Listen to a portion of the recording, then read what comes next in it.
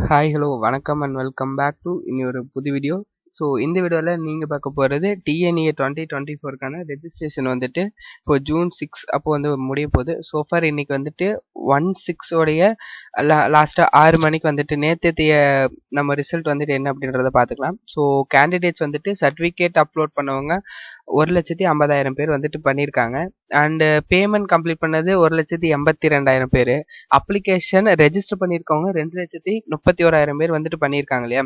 So நாம் already உங்களுக்கு சொல்லியிருப்போம், நமக்கு தேவையானது சர்டிஃபிகேட் அப்லோட் பண்ணி முடிச்சவங்க யார் யாரோ அவங்களது மட்டும்தான்.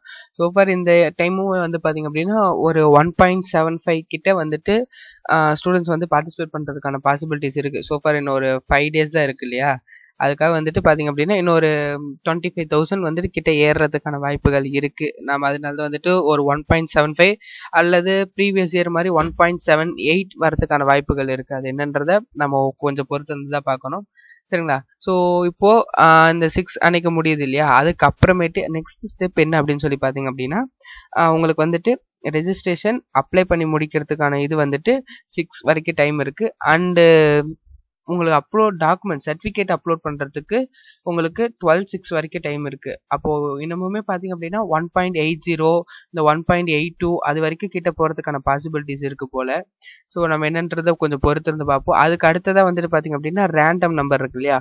உங்களுடைய அப்ளிகேஷன் அப்லோட் நீங்கள் பண்ணதுக்கு அப்புறமேட்டு வந்து பார்த்தீங்க அப்படின்னா உங்கள் அப்ளிகேஷன் அங்கே அப்ளை ஆகிடுச்சு அப்படின்றத நீங்கள் பார்க்குறதுக்கு உங்கள் வெப்சைட் மூலிமா பார்த்துக்கலாம். அண்ட் அதை கன்ஃபார்ம் பண்ணுறதுக்கு டிஎன்ஏலேருந்து ரேண்டம் நம்பர் அப்படின்னு சொல்லி ஒரு பொதுவான ஒரு நம்பர் வந்துட்டு கொடுப்பாங்க. ஸோ அது வந்து கன்சிடர் பண்ண போகிறது இல்லை எதுக்குமே. பட் உங்களுடைய அப்ளிகேஷன் ரெஜிஸ்டர் ஆகிடுச்சா அப்படின்றத பார்க்கறதுக்காக அது வந்துட்டு கொடுக்குறாங்க, சரிங்களா. அண்ட் அடுத்த ஸ்டெப்பை வந்துட்டு அதாவது 12ஆம் தேதி இது முடிஞ்சிருது. 13ஆம் தேதியிலேருந்து 30ஆம் தேதி வரைக்கும், சரிங்களா, கிட்டத்தட்ட ஒரு ரொம்ப நாட்கள் வந்து டைம் இருக்குது. இந்த சர்டிஃபிகேட் வெரிஃபிகேஷன் ஸோ இது வந்துட்டு ஆன்லைனில் தான் நடக்கும். அதுக்கான ஸ்டேட்டஸுமே உங்களுக்கு வந்து அதில் காமிக்கும், சர்டிஃபிகேட் வெரிஃபை பண்ணிட்டாங்களா இல்லையா அப்படின்னு சொல்லி. ஸோ சப்போஸ் சர்டிஃபிகேட் வெரிஃபிகேஷனில் ஏதாவது இதாக இருக்குது அப்படின்னா நீங்கள் டிஎஃப்சி அப்ளை ரெஜிஸ்டர் பண்ணும்போது டிஎஃப்சி ஒன்று கொடுத்துருப்பீங்க இல்லையா. அந்த டிஎஃப்சிக்கு உங்கள் ஒரிஜினல் டாக்குமெண்ட்ஸில் எடுத்துகிட்டு வர சொல்லுவாங்க. ஸோ அது என்னன்றதை பார்த்துக்கலாம், சரிங்களா. ஸோ மோஸ்ட் ப்ராபப்ளி நிறைய பேர்த்தெல்லாம் கூப்பிட மாட்டாங்க. இந்த சர்டிஃபிகேட் வெரிஃபிகேஷன் அப்படின்றது ஆன்லைனில் தான் நடக்குது.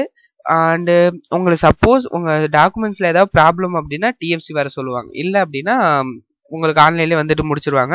அண்ட் நீங்கள் அண்ணா யூனிவர்சிட்டி போக வேண்டிய அவசியம் கிடையாது. த்ரூ அவுட் த கவுன்சிலிங் நீங்கள் அண்ணா யூனிவர்சிட்டி போக வேண்டிய அவசியமே கிடையாது. இதை வந்துட்டு பார்த்துக்கோங்க. அதுக்கப்புறமேட்டு வந்து பார்த்தீங்க அப்படின்னா 30/6/2024 அப்போ முடியுது இல்லையா. முடிஞ்சதுக்கு அப்புறமேட்டு 10/7/2024 அப்போ ரேங்க் லிஸ்ட் வந்து வந்துடுது, சரிங்களா. ஸோ அந்த ரேங்க் லிஸ்ட் வந்ததுக்கப்புறம் அதில் ஏதாவது குறைபாடுகள் இருந்துச்சு அப்படின்னா அதை வந்துட்டு அதுக்கு வந்துட்டு ஒரு 10 days டைம் இருக்கு இல்லையா. அந்த 10 days டைம்குள்ள அதை வந்து பார்த்துக்கலாம். ஸோ இப்போ நமக்கு அடுத்தது 6ஆம் தேதி ரெஜிஸ்ட்ரேஷன் முடியுது.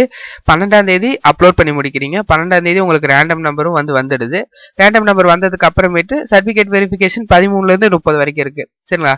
ஸோ இதுதான் வந்துட்டு இப்போ அடுத்து இருக்கக்கூடிய ப்ரொசீஜர்ஸ் இதுதான். ஸோ இந்த இன்பிட்வீன் கேப்ல இந்த டிஎஃப்சி வெரிஃபை பண்றது, இந்த ரேங்க் லிஸ்ட், இந்த அடுத்தது வந்துட்டு ஏதாவது குறைகள் இருந்தால் அதெல்லாம் இது பண்றாங்க இல்லையா. அந்த கேப்ல நீங்க வந்துட்டு சாய்ஸ் லிஸ்ட் வந்து ப்ரிப்பேர் பண்ணி வச்சுக்கோங்க. ஸோ சாய்ஸ் லிஸ்ட் எப்படி ப்ரிப்பேர் பண்றது அப்படின்றத நான் அடுத்த வீடியோவில் சொல்றேன். அதுக்கு முன்னாடி டாப் காலேஜஸ் வந்துட்டு ஒவ்வொரு பிரான்ச் வைஸாக நான் சொல்லிட்டு இருக்கேன், சரிங்களா. ஸோ அதை பார்க்கலன்னா பார்த்துக்கோங்க. For CSE, ECE, triple E and IT, AIDS இதெல்லாம் வந்து போட்டிருக்கேன். பார்க்காட்டினா பார்த்துக்கோங்க, சரிங்களா. ஸோ இது வீடியோ பார்த்ததுக்கு நன்றி. வீடியோ பிடிச்சிருந்தா like, share and subscribe. So all the best for you better future. Thank you.